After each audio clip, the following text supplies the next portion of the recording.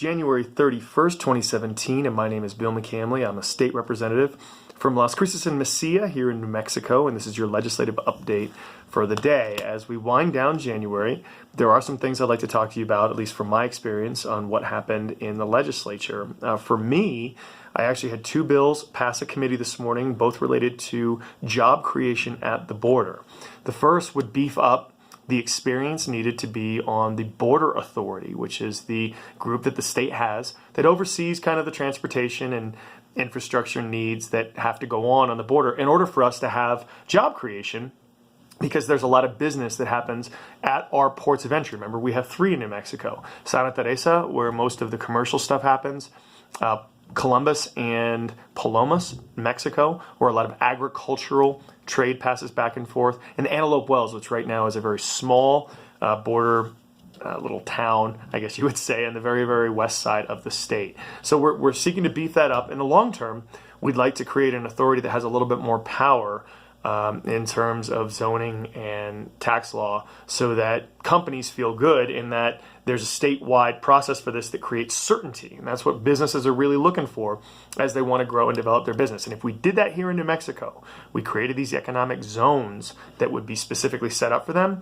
we would be cutting edge. We would be basically be doing that alone in the nation, and it would allow us to grow jobs, which is what we're trying to do. The other bill for the border would allow us to get $200,000 to increase the hours of operation at Santa Teresa from 8 o'clock until 12 o'clock.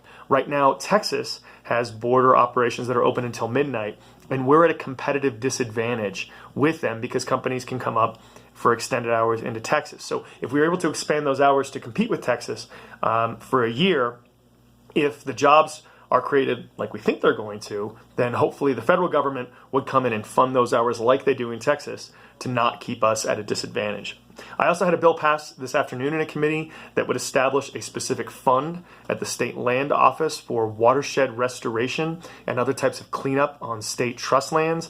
I think this is really, really important that we do this. And I also think it's important, well, it's good for our water situation, right? Because if we have watersheds that are protected and snowpack is allowed to melt at a more gradual rate when trees are above, if they all burn down, the snow melts real fast and we don't get a lot of the water. So what we want to do is protect these reservoirs of water in the mountains and allow us to use it much more efficiently. I'm also sponsoring this bill with a Republican, a very conservative Republican named Candy Ezell.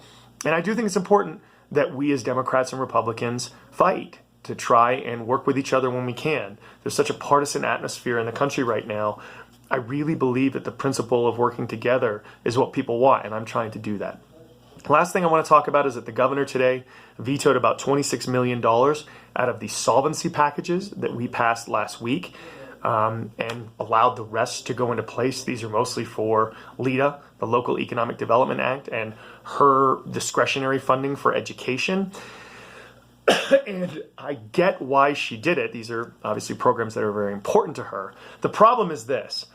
We've now gotten the budget deficit under control that was happening for this year. That was $80 million. And we were going to add more to our reserves. If we don't have a certain amount of reserves in the state, Moody's investment firm in New York will downgrade our bond rating. And what that means, and I talk about this regularly on these little videos, is that it will cost more to borrow money.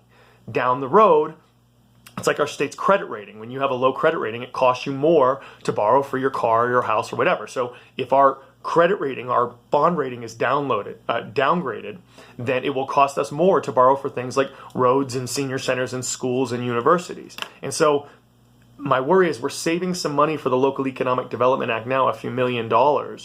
Are we sacrificing a whole hundreds and maybe billions of dollars in revenue we're going to be paying out over time by doing that? And we'll see. That's what's going on today. As always, if you have questions or comments or concerns on these or any other issues, I would love to hear from you. And I hope everyone has a wonderful, wonderful Monday afternoon. Thanks, y'all. Bye.